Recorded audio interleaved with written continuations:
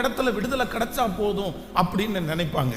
உலகத்தில் இருக்கிற மனிதர்களை பாருங்க, திருச்சபைக்கு வருவாங்க, அவங்க ரட்சிக்கப்பட்டிருக்க மாட்டாங்க, அவங்க இயேசுவை ஏற்றுக்கிட்டு இருக்க மாட்டாங்க.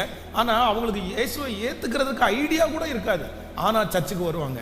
ஏன் ஜெபம் பண்ண வர்றாங்கன்னா, எப்படியாவது ஒரு இடத்துல விடுதலை கிடைச்சா போதும் சார், என்ன வேணாலும் பண்ணுறேன் சார், விடுதலை மட்டும் கிடைச்சா போதும், எங்கேயாவது ஒரு இடத்துல விடுதலை கிடைச்சா போதும். இங்கே கூப்பிட்டாலும் போவாங்க, அங்கே கூப்பிட்டாலும் போவாங்க, யார் கூப்பிட்டாலும் அவங்களுக்கு பின்னாடியே போவாங்க.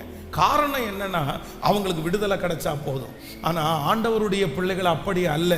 நமக்கு ஒன்று தெரியணும், எங்கேயும் போய் விடுதலை அல்ல. எனக்கு எங்கேயாவது ஒரு இடத்துல எனக்கு விடுதலை கிடைச்சா போதும், யார் மூலமாவது எனக்கு விடுதலை கிடைச்சா போதும் அப்படின்னு நீங்க நினைக்கவே கூடாது. நீங்க என்ன நினைக்கணும் அப்படின்னு சொன்னா, நீர் ஒருவரே இந்த காரியத்தை வாய்க்க பண்ணணும், நீர் ஒருவரே எனக்கு நீர் தரணும், நீர் ஒருவரே எனக்கு நீர் உயர்த்தணும்.